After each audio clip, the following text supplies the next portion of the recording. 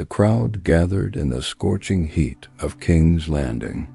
Faces blurred in the haze of the sun, mouths twisted in rage or hope, eyes locked on one man, Lord Eddard Stark, kneeling with his hands bound. Sansa cried out helplessly, her fists clenched as her father prepared to meet his fate. The headsman stood still, sword raised high, waiting for the signal. Joffrey, sitting on the Iron Throne like a boy pretending to be a man, grinned wickedly and said the words that had sealed Ned's fate in the original timeline. But this time, something changed. Before Sir Ilyn Payne could bring down his greatsword, chaos exploded in the crowd. A loud crack tore through the air.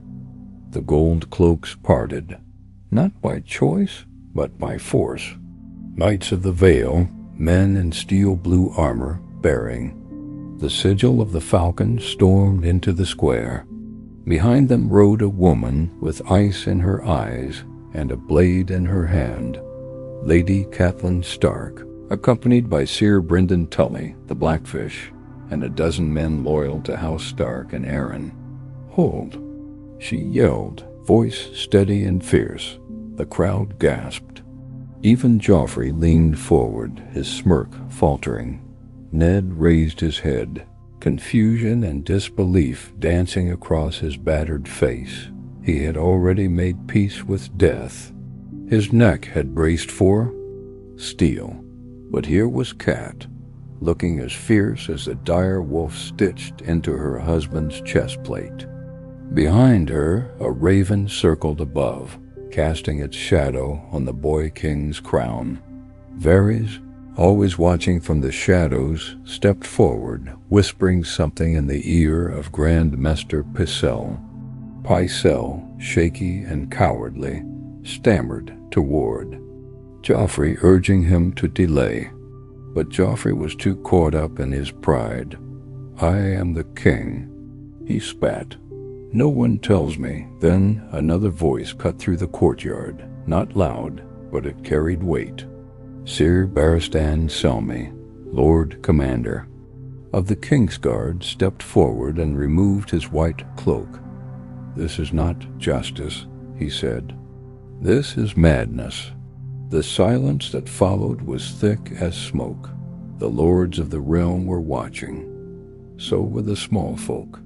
If they saw a king murder a man who confessed, a man who swore loyalty, it would be nothing short of butchery. "Queen." Cersei stood, her face a mask of fury. But even she saw it. The game was shifting. Too many pieces were in motion. She grabbed Joffrey's arm, whispering sharply. The boy growled under his breath, furious at being restrained. "Very well," he hissed, trying to salvage pride. "Let Lord Stark take the black. Let him rot at the wall with the rest of the traitors." Cheers erupted from some corners. Others just breathed relief. Catelyn dropped her sword slightly, and the Blackfish nodded to the knights behind him. The execution was over. Eddard Stark would live. Later that night, Ned sat alone in a dark cell, though the chains had been removed. Varys entered, silent as always, with wine and bread. "You're lucky," the spider said, pouring a cup. "Luckier than most who find themselves kneeling before that boy." Ned didn't drink. He just stared at the wall, jaw clenched. "I confessed," he said, disgust in his voice. "I lied. You saved your life?" "You saved your daughters' lives," Varys answered.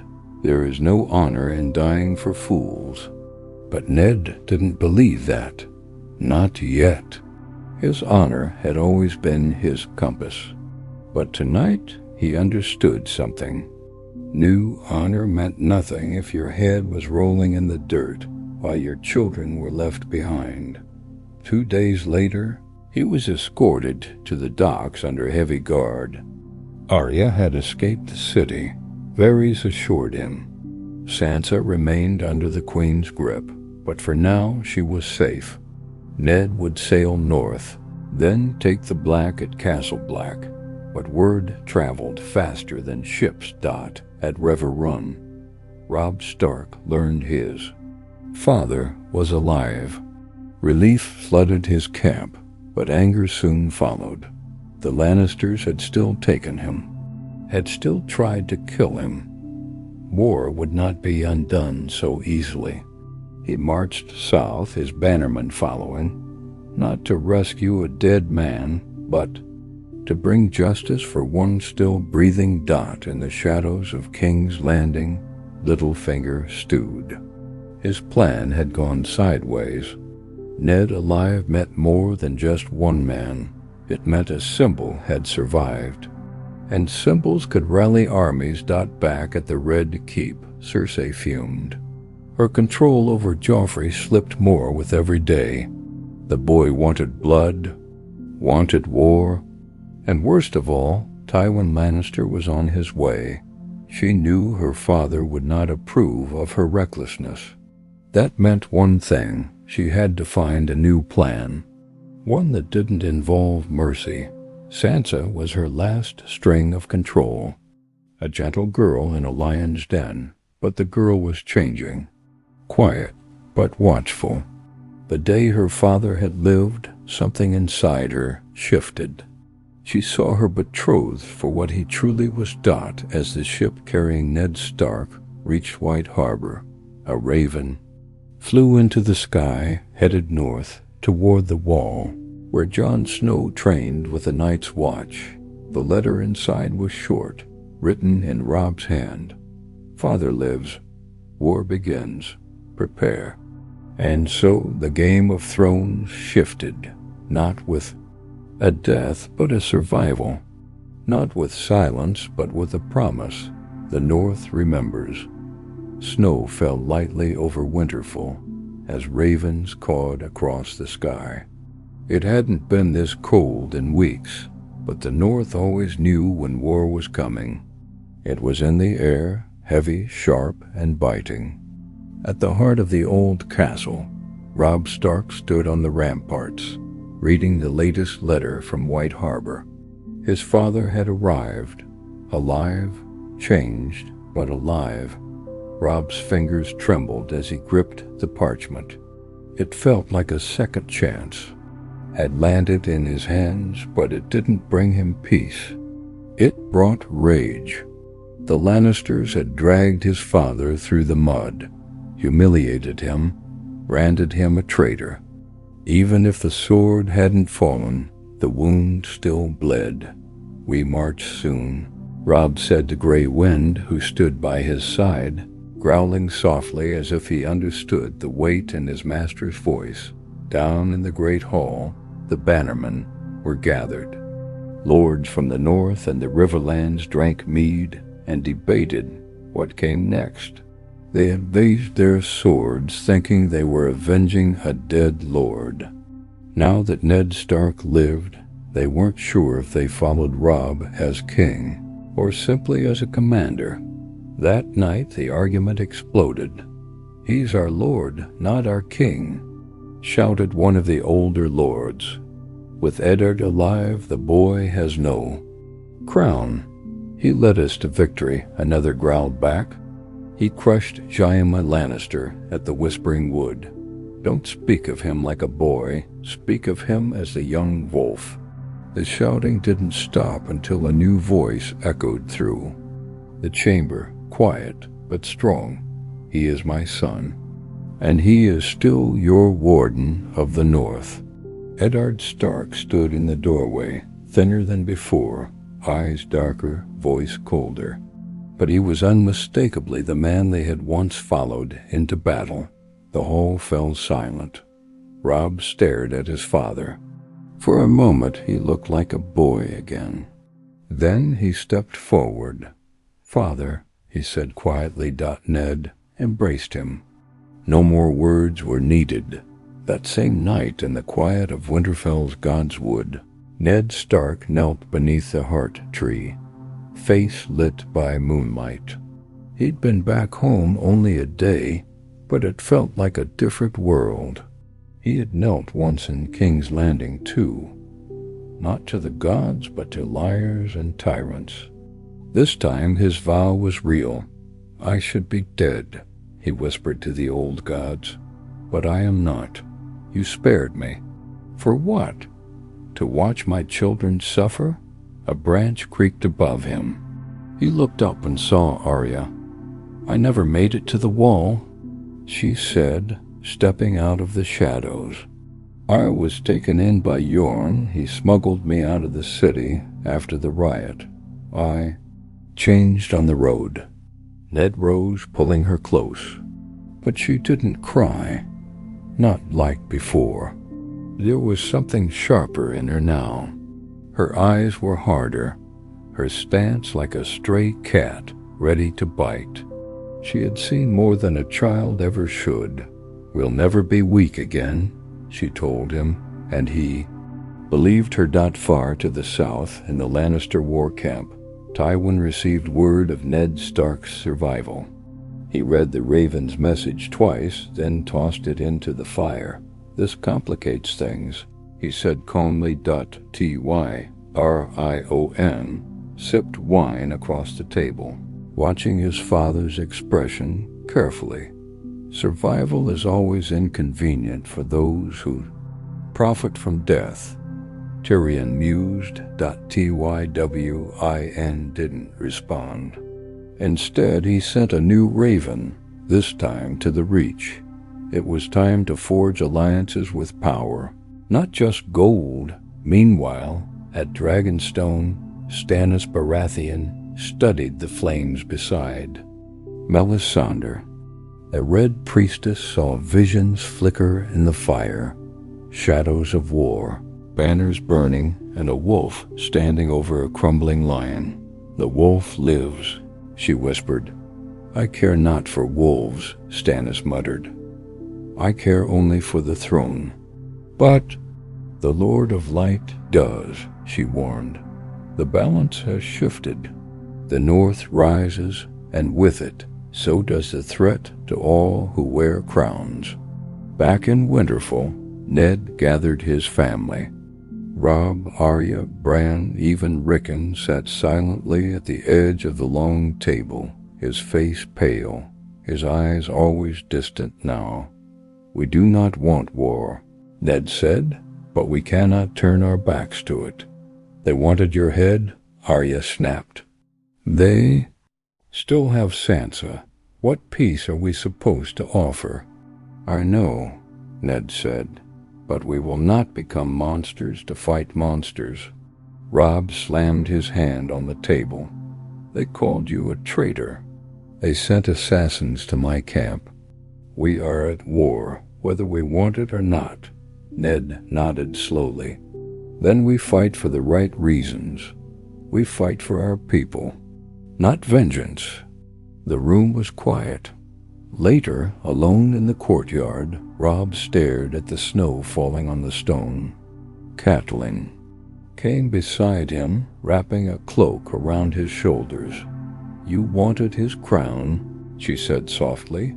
I never wanted any of this, Robb answered. But when they told me he died, something inside me changed. And now he's here, and I feel like a soldier pretending to be a king. Catelyn looked at her son with sad eyes. Then be a better king than the ones we've known. And don't forget why they followed you. Not because you wore a crown, but because you carried your father's name. As the night deepened, a raven soared from Winterfell toward the wall. Another message to Jon Snow, this time written by Ned himself. The realm bleeds. The storm is coming. The wall must hold. But before the bird could reach Castle Black, the snows worsened. The skies darkened.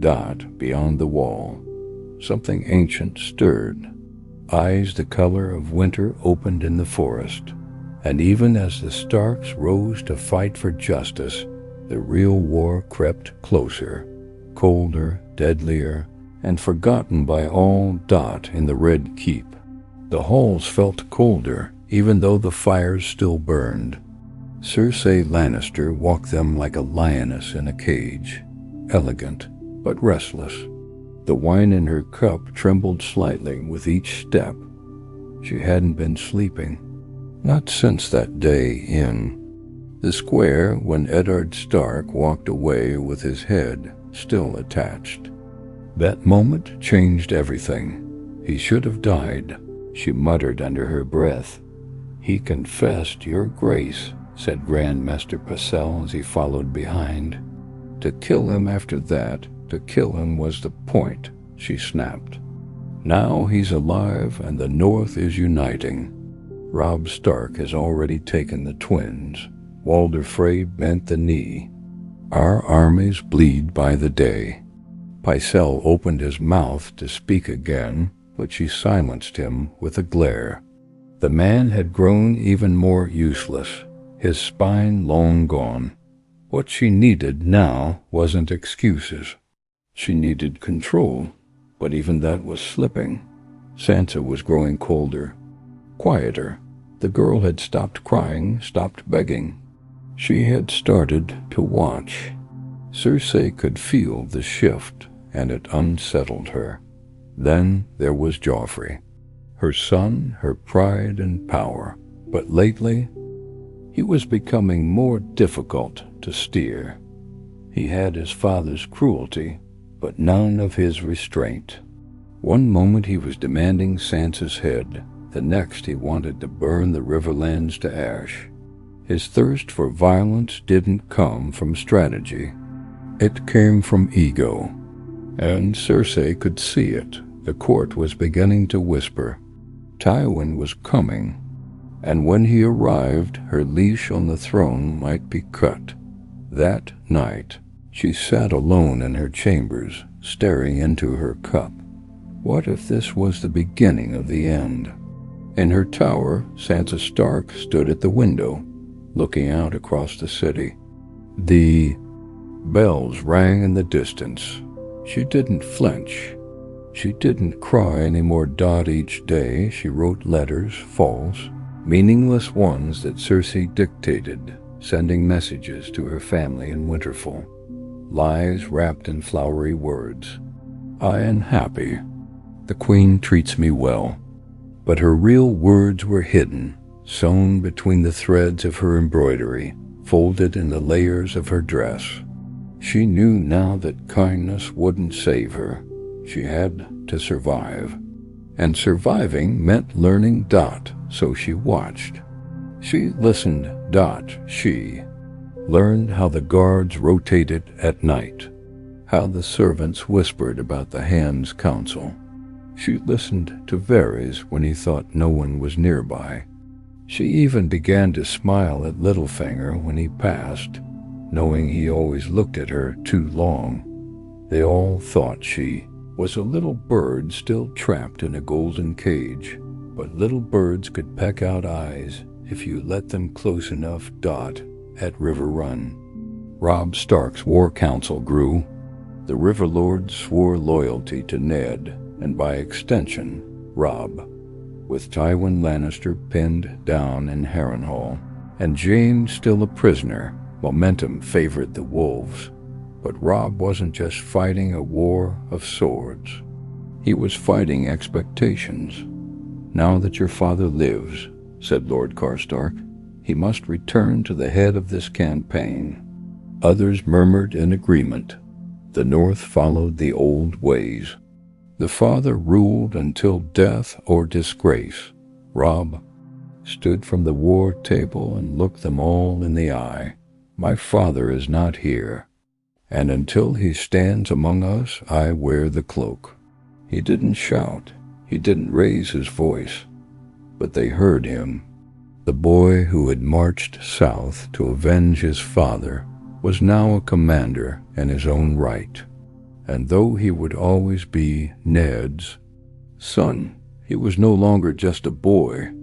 Back in Winterfell, Ned Stark rode through the courtyard with Ser Roderick beside him. He had remained behind when Robb marched to war, tending the north, protecting the old castle. But word had reached him now. The Ironborn stirred in the west.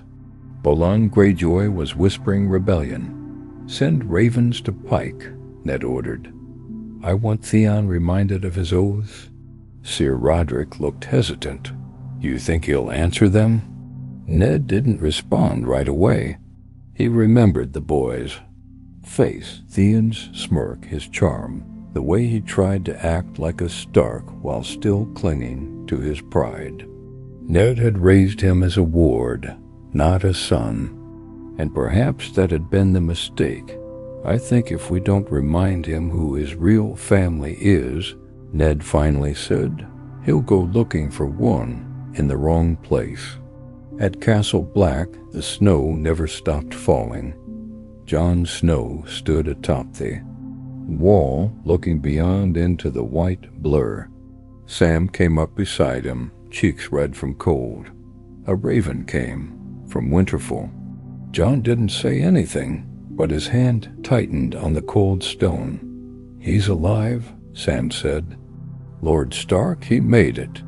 Jon didn't move, but something broke loose inside him, a strange, painful joy.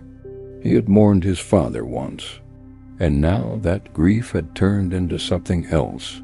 But the letter said more. It warned of something moving beyond the wildlings weren't raiding. They were running, fleeing south. Something chased them. "The old bear wants to ride north soon," Sam said. "Arranging. He says the wall's been too quiet for too long." Jon looked out into the dark. "There's nothing quiet out there anymore." Far away, in the heart of Essos, Daenerys Targaryen held her newborn dragon close to her chest. She hadn't heard the name Stark in months, but the winds of Westeros blew eastward, and with every raven, every whisper across the narrow sea, the story was changing. A king was dead, and another had lived. The game had not ended with Robert Baratheon. It had only begun. And with dragons in the world again, the pieces were moving, faster than ever before. And as the sun rose over King's Landing once more, Cersei stood by her window, watching the morning light hit the Iron Throne. She clutched her wine and whispered, "If the wolf wants a war, he'll get it." But somewhere, deep in her chest, where pride once sat, fear was beginning to gnaw at her ribs, because the North remembered. And worse, the North was marching south again. In the heart of Harrenhal, Tywin Lannister studied the battle maps, hands stained with ink and blood. The canvas of war was shifting, and he didn't like the direction it was taking. Robb Stark had split his forces, capturing more ground than anticipated. Jaime's capture had rattled morale, and now Ned Stark, the man who was supposed to be dead, was back among his people, breathing, speaking, leading. That one survival had undone months of planning. "My lord," said Sir Kevin as he entered, "new reports from the Riverlands. Stark's men have retaken Moat Cailin. The Boltons hold the neck. Frey's men are now feeding his cause with full strength." Tywin didn't respond. He simply dipped his quill again and began scribbling a fresh letter. One bound for Dorne, another for the Iron Bank, one more for Pike. "If they want wolves, we'll give them wild dogs," he muttered. Meanwhile, at Dragonstone, Stannis Baratheon read the same news from across the realm and clenched his jaw until his teeth ached. Ned Stark, the man who held his brother's trust more than he ever did, was alive. It was a disruption, but it was also an opportunity. "He won't back you," Sir Davos warned, pacing the chamber. "Stark has no love for kings made of fire or shadow, but he has honor," Stannis said, "and honor bends to truth." If I prove the truth of Joffrey's birth, Stark may turn against the boy entirely. Davos didn't reply, but his silence said enough. The truth had power, but not always the kind that won wars. In Winterfell, Ned Stark stood beneath the weirwood tree again, reading another letter from the Night's Watch. Jon's writing was tighter now, more rigid. The boy had changed. He read the words aloud in a quiet voice. "Father, something stirs beyond the wall.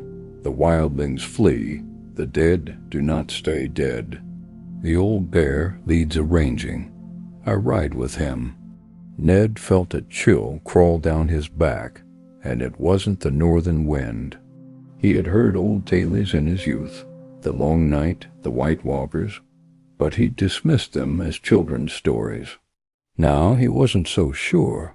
"Send them food," he told Mr. Luyon. "Supplies, anything they need. And write. Robb, he must be told." Luyon nodded but hesitated. "Do you believe him, my lord?" Ned didn't answer immediately. "I believe. My son saw something, and I will not doubt the eyes of a Stark again." At River Run, Robb Stark stood before his men with Grey Wind at his side. His banners flew proudly, the dire wolf over the grey field. His lords gathered, men of the north and riverlands alike, king in the north. They called him again, but the words sat heavier now. He addressed them with calm steel in his voice. "My father lives, and yet war still lies before us. We are not fighting for revenge anymore. We are fighting for survival, and the Lannisters will not stop." He paused. "Jaime Lannister remains our prisoner. We treat him with the dignity of a captive lord. But if Tywin dares use peasants as shields or send raiders to our homes, then the Kingslaire's life becomes a message." The room roared in approval, but later, alone, Robb stared at the raven from Theon. "I ride to Pike. I will make my father kneel. I swear it." Robb didn't know whether to believe it, but he hoped, because if Theon failed, the North would be fighting two wars, and they were already stretched thin in King's Landing. The Iron Throne sat in silence as the small council bickered like flies. Tyrion Lannister, now acting hand in his father's absence, sat amused as Pycelle and Littlefinger debated over coin and supply lines. "It's hard to fund a war when the crown owes more than the kingdom itself," Littlefinger said dryly. "And harder still when soldiers go unpaid," Pycelle added, glancing toward Tyrion. Tyrion took a sip of Arbor Gold and leaned back. "Perhaps we should start by cutting the court's wine budget," he said with a smirk. Cersei shot him a death glare, but he ignored it. He had bigger concerns. Outside the chamber, Ron waited with news. A raven from the north. Ned Stark calls for a truce, terms of exchange. He wants Sansa returned. "And what do they offer?" Tyrion asked. "Peace, for now." Tyrion sighed. "There's no peace with wolves and lions. Only time between bites." Still, he took the message to Joffrey. The boy laughed as he read it. "Stark wants his daughter? He can have her piece by piece." Tyrion slapped him. The echo rang through the chamber. Everyone froze. "I am your uncle," Tyrion said through clenched teeth. "But more importantly, I am the only thing keeping this city from burning." Joffrey's face turned purple with rage, but he said nothing. He knew better. For now, Cersei was furious, of course, but she didn't speak either. Even she had seen what unchecked madness looked like at sea, on a ship sailing toward Pike. Theon. Greyjoy stood at the bow, looking out at the waves. He was going home, but not as Belon's son. He was going as Robb Stark's brother, as a bridge between old blood and new loyalty. He thought about Ned, about his time in Winterfell, the feasts, the cold mornings, the wolves howling in the night. He thought about Robb, Arya, Jon, and he wondered, would they ever see him as more than a hostage? He would prove it, somehow dot, even if it meant killing his own blood. That same night, in the far north, Jon Snow rode with the old bear into the haunted forest. The snow was knee-deep. The wind howled. No birds sang, but from the trees they saw them, shadows that moved against the moonlight. Figures without warmth, eyes glowing pale blue. Jon's breath caught in his throat. The dead were not just coming. They were already here. The Greyjoy fleet sailed into Pike, with black sails flapping and war drums silent, not in respect, but in warning. Theon Greyjoy stood at the front, dressed in Stark furs, not ironborn leather. That alone was enough to raise brows and earn sneers from the deckhands below. "Look at him," one of them whispered. Dressed like a mainland cur, Theon heard. He didn't flinch.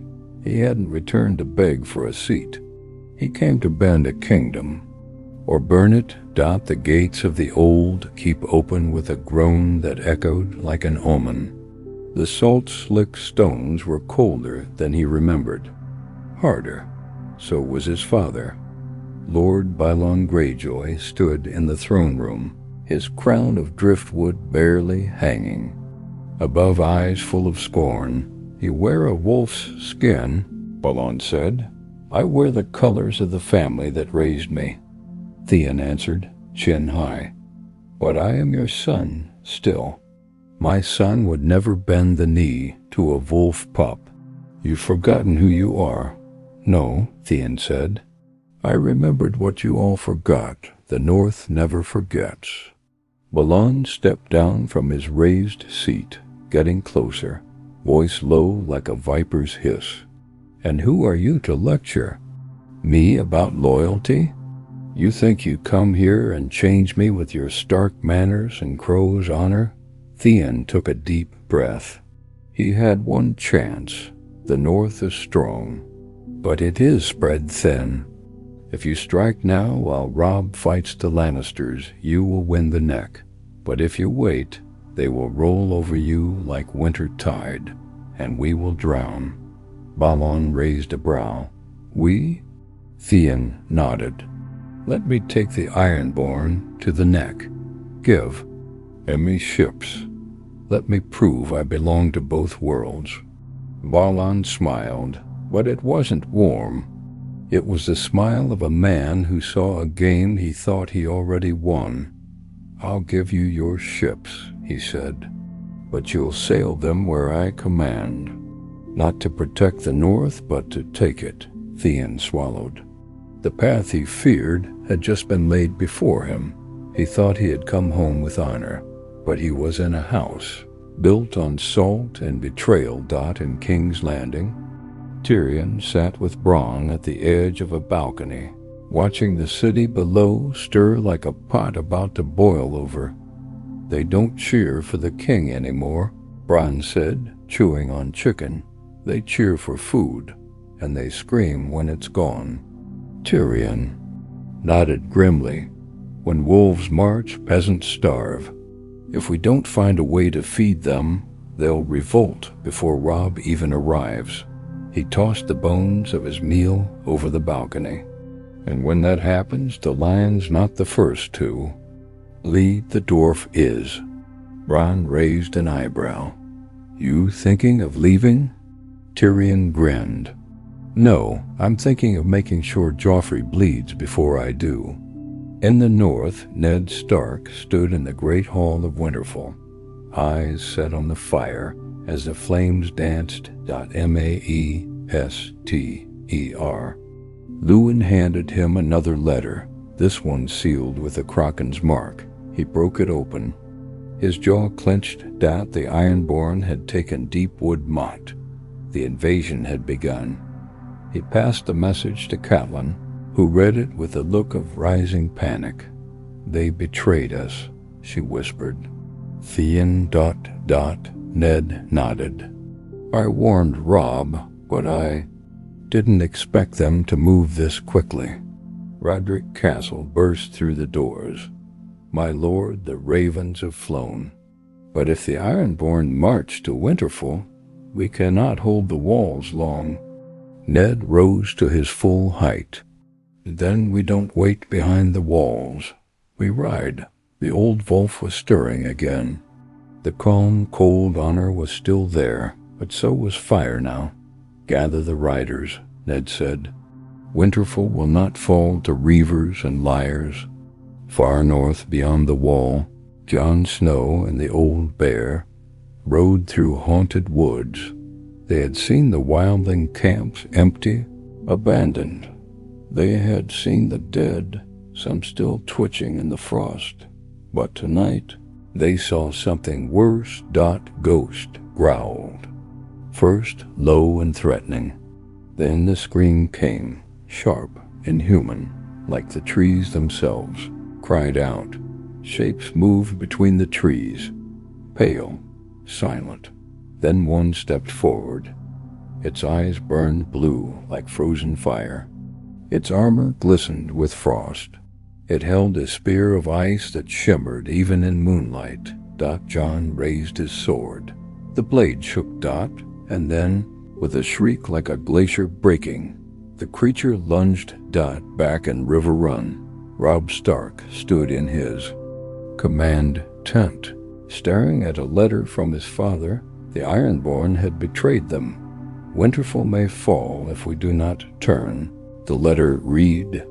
Robb's fist curled. Gray wind growled low beside him. He had wanted to end the war with the Lannisters before turning back. But now they bled him from both ends. "We march north," Robb said. "But my lord," said Great John Umber, "if we turn now, Tywin will press the Riverlands again." "Let him," Robb growled. "If Winterfell falls, there's no realm to protect." He looked to his bannermen. "I will not be the king who lost his home." In King's Landing, Varys moved through the Red Keep like a shadow. He met with Shay, with a whore in the brothel, with a beggar on the street. All spies, all birds, and every bird whispered the same song. The wolves were rising, the realm was splintering, and in the far east, dragonfire had been seen again. The Game of Thrones was not ending. It was beginning a new chapter, one soaked not in ink and coin, but in fire, frost, and blood. The banners of the Kraken flew high above the walls of Winterfell. Smoke curled lazily from shattered gates and collapsed towers. Ironborn soldiers patrolled the broken courtyards like lords of old, but none of them belonged here. Their accents, way wrong. Their boots left mud where there should be snow. The godswood had been trampled, the weirwood trees' roots bleeding from steel axes. And at the head of it all stood Theon Greyjoy, dressed in northern furs, sword still wet with blood, but his hands shook, not from cold, from what he had done. Seer Roderick Castle, the old master-at-arms, had been dragged before the gathered men, beard streaked with gray and dignity unbroken. Theon had offered him a choice, bend the knee or die. Roderick spat in his face, and so Theon swung the sword. He had meant for it to be quick, but his hands, traitorous, trembling hands, had failed him. It took 3 strikes before Roderick's hit the ground. Now, hours later, the silence inside Winterfell was louder than any sword. Theon sat in the Lord's chamber, eyes hollow, listening to the wind outside. Maester Luwin had tried to speak to him. tried to remind him that betrayal, once done, could not be undone. But Theon didn't want to hear the truth. He wanted to believe he had chosen a side, but deep down, he knew he hadn't. He had lost one. Ned Stark rode hard, cloak snapping in the wind, ice crusting his beard as he and a small host thundered across the Wolf's Wood. His face had turned to stone the moment he heard the truth. Winterfell, taken. His home, his people, his children. He hadn't slept since. Bran and Rickon, their fates unknown. Arya, somewhere in the Riverlands. Sansa still a prisoner in King's Landing. Robb marching back from the south with fire in his eyes. Everything Ned had tried to hold together was falling apart. He had been too late once before. He would not be late again. Robb's army carved a path through the Riverlands like a sword made of vengeance. At the head of the line, Grey Wind led the charge, howling louder than any war horn. Robb rode fast, messengers flying ahead with word to Ned. The Freys now marched with him. For now, they had offered men and safe passage across the rivers again, but something in Roose Bolton's silence unsettled him. "We retake Winterfell," Robb said, "and we do it before the snow hides the tracks of our enemies." Some lords urged caution. Others wanted fire and blood. Robb chose something colder. Precision. No more mistakes.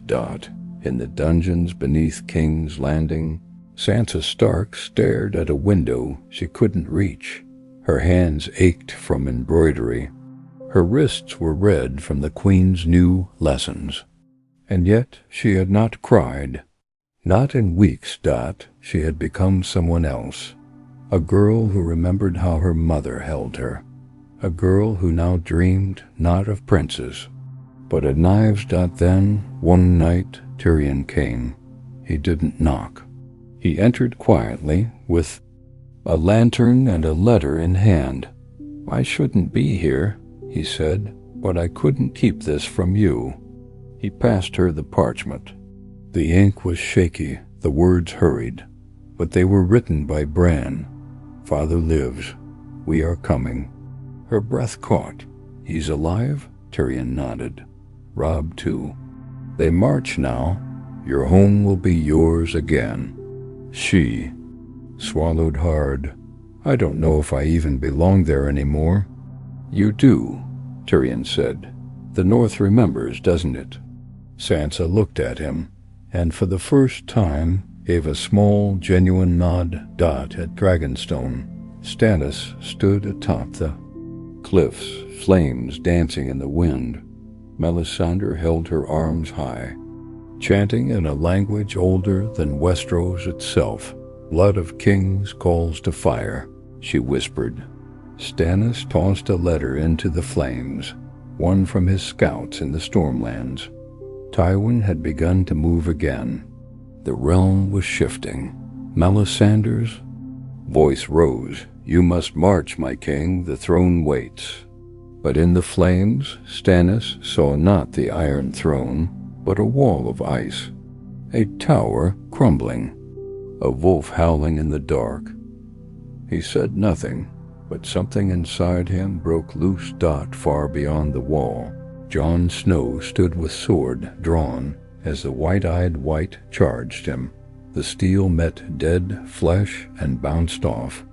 Ice cracked, but did not break. The creature struck him hard, sending him sprawling backward into the snow. Ghost leapt at the White, fangs tearing, snarling. Sam shouted from behind a tree, torch in hand. Jon grabbed it and drove the flame into the White's chest. It screamed, like a thing not of this world. Then it burned. When it was over, Jon dropped to his knees, breathing heavy. The old bear walked to him slowly, face grim. "We ride back to the wall," he said. "This is no longer a hunt. This is war." In Pike, Balon Greyjoy stood on a slick tower, arms crossed. "The boy holds the castle?" he asked one of his captains. "Aye, but Lord Stark marshes. He won't hold it for long," Balon scoffed. "Then he dies a Greyjoy, after all, proud. And alone." But he wasn't proud.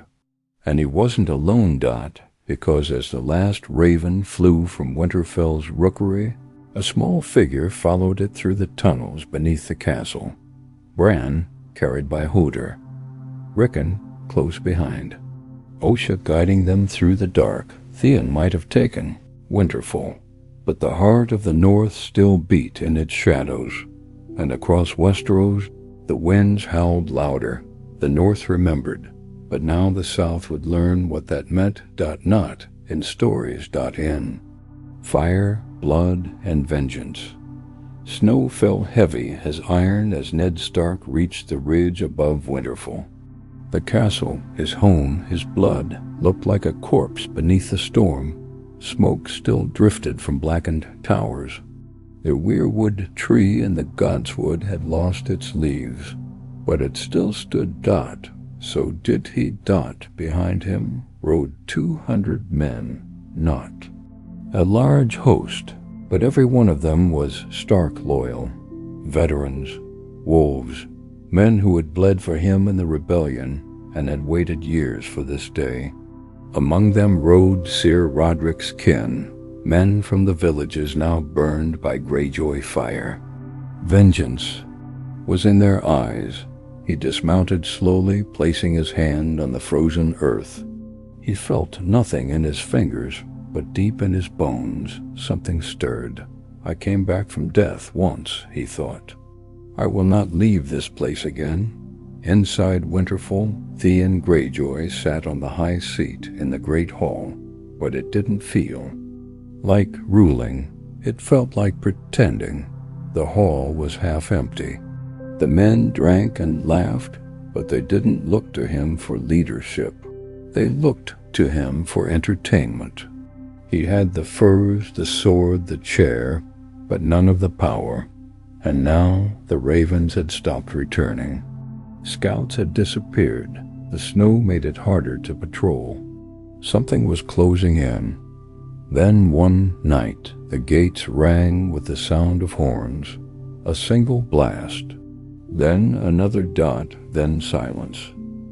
Robb Stark's banners reached the edge of the Wolfswood by nightfall, and he met his father in the clearing. For the first time in months, they stood face to face, not as warden and son, but as equals.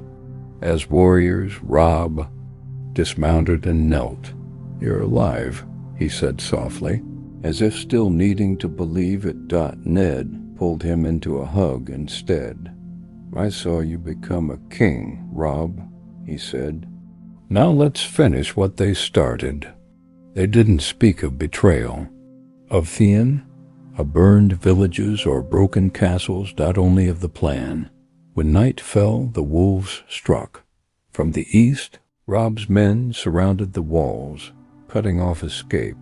From the west, Ned led the charge, slipping through the old hunter's tunnel that Theon had overlooked. Inside, chaos erupted. Grey wind tore through the courtyard like a ghost. Ironborn screamed and scattered as the direwolf lunged, blood on his jaws. The outer wall fell within an hour. Inside the keep, Theon heard the screaming and knew they were here. The dream was over. The wolves had returned. Desperation clawed at his gut. He grabbed his sword and turned to his last loyal men. "We fight." But no one moved. Not one. They looked at him, and in their silence he understood. They had never followed him. They followed fear, and now fear had a new name. "Cowards," Theon hissed. "You'll all die for this." But the doors cracked open, and the last man he ever wanted to see stepped inside. Ned Stark. Ned walked across the hall with snow in his beard, sword drawn, eyes dark as the crypts. "I gave your father my word," he said, voice calm, steady. "You would be safe. In my care." Theon stood tall, but his sword wavered. "You made me weak," he spat. "You made me forget who I was. I gave you a chance to be better, and I chose me." Ned raised his sword, but Theon dropped his. "I won't beg." Ned stared at him for a long moment. Then, to the shock of everyone, he turned and called out, "Take him, bind him." "But he lives." A murmur went through the room. One of Ned's captains stepped forward. "My lord, he butchered our men. Killed Sir Roderick. I know. Then he deserves the sword." "He does," Ned said. "But justice is not revenge." At dawn, the banners of House Stark flew once more over Winterfell. Inside the great hall, the surviving small folk and soldiers gathered as Ned stood before them, cloaks stained with blood, eyes still hollow from everything lost. "No more false kings," he said. "No more pretenders. The North stands united." The hall roared. Then Robb stepped forward, raising his sword. "My father is the warden of the North, but I am your sword in the field. If you will have me, I will fight until the war is won." They shouted again, "The king in the North." But this time Robb didn't smile. Below the keep, in the darkest cells, Theon sat chained. He didn't cry. He didn't speak. He just stared at the wall. Master Luyin came with food. "They'll hang you or ship you back to Pike." Theon looked up. Which would hurt less? Luyin said nothing, but he stayed a little longer than usual. Far away, in the capital, Queen Cersei read The Raven by candlelight. Her hand trembled for just a second. A single flicker of weakness. Winterfell retaken. Greyjoy boy captured. Ned Stark alive, still leading, still winning. She crushed the parchment and threw it in the fire. "They're wolves," she muttered. "But lions do not run from wolves." Still, for the first time, she realized the walls were closing in. Not just from Robb, but from within. The court whispered now about Stannis, about Renly, about dragons. In the east, even Joffrey seemed more like a boy playing king than a ruler now. Tyrion had more control over the city than she did. And Sansa, quiet little Sansa, had stopped smiling completely. In the north, Ned returned to the God's Wood. He stood beneath the weirwood tree and whispered, "This is no longer the war they started." Then he looked south. "This is the war we will finish." The snow fell harder now. It blanketed Winterfell like a burial shroud, erasing the signs of fire and blood, as if the castle itself wanted to forget what had happened. The banners of House Stark rippled in the wind again, gray dire wolves over a field of white. But this time they didn't stand for peace. They stood for warning. Ned Stark stood at the battlements, hands resting on cold stone. Below, soldiers trained in the yard. Repairs creaked on the towers, and the sound of hammers echoed off the walls. The North was healing, but scars don't vanish. They harden. A raven had come that morning. From the wall. The news it brought weighed heavier than any war to the south. Jon's words were rushed but clear. The dead march. We saw them. Hundreds, maybe thousands. Only fire stops them. This is no tale. This is real. Ned read it 3 times before he handed it to Robb. "We've been so focused on crowns," Robb said quietly. "We never saw death coming from the cold." Ned's voice was flat. Because death doesn't want a throne, it wants silence. Far to the east, Daenerys Targaryen stood atop the broken walls of Qarth, her dragons circling above her like shadows made of fire and hunger. Her followers gathered below, waiting for her orders. She had read the same whispers of Westeros splintering, of kings born in every corner, of the wolf that refused to die. "Tell me about this Stark," she asked Ser Jorah. "A good man," he replied. "Too good.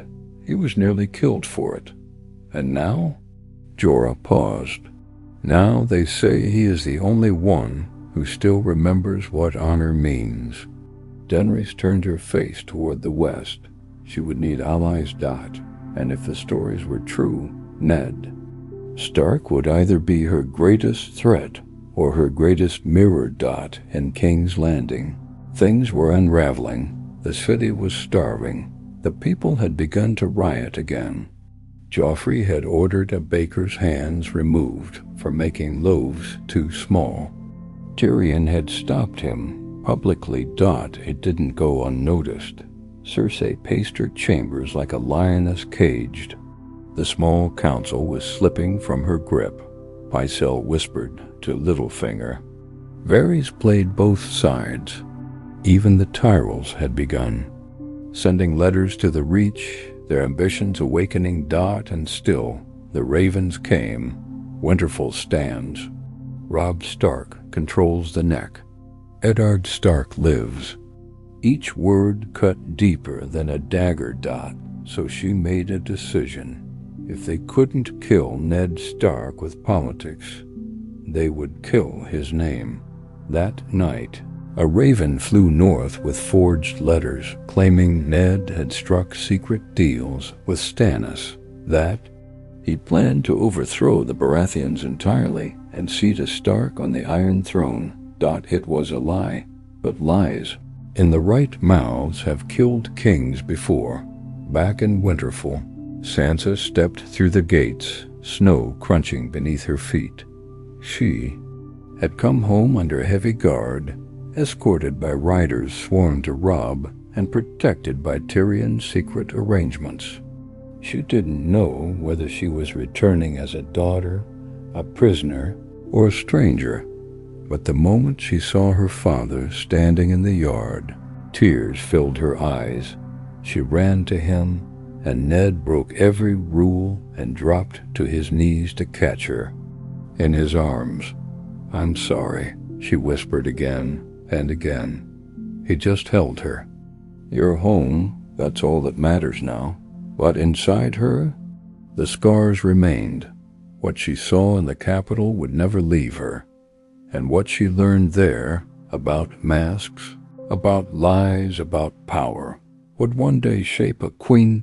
In the Riverlands, Walder Frey read the letters sent from King's Landing, the one accusing Ned Stark of treason against all Baratheons. He smiled through rotting teeth. "I told them. Starks can't be trusted." His sons nodded, whispering. The wheels turned again. Robb sat in the war tent, looking at maps. They had retaken their land, pushed back both Lannisters and Ironborn, but he knew peace was temporary. "Tywin will march. Again," he said. "He's too proud to let Winterfell stand." Ned agreed. "He'll march with the Tyrells, if the rumors are true. The Reach has gold. They don't need loyalty." "Then we strike first?" "No," Ned said. "We prepare. Because what comes from the south is ambition. What comes from the north is the end." Robb looked at his father carefully. "You believe Jon?" "I do." "Then what do we do?" Ned walked to the edge of the tent and lifted the flap. Outside, the snow fell heavier than before. "We stop playing their game. We don't fight for thrones. We fight for the living." At the wall, Jon Snow stood atop the black stone, watching the endless white ahead of him. He had seen them. He knew what was coming. He wasn't a bastard anymore. Not in his heart. He was a Stark, and winter was no longer a threat whispered at hearth's dot. It was here, dot in the shadows of the far north. The Night King raised his arm. A dozen corpses in the snow began to move. Eyes opened, pale, blue, and empty. And across the map of Westeros, as men sharpened swords and lit fires and whispered oaths into the night, they forgot one thing. The Game of Thrones only mattered to the living, and the dead do not care who sits on any throne.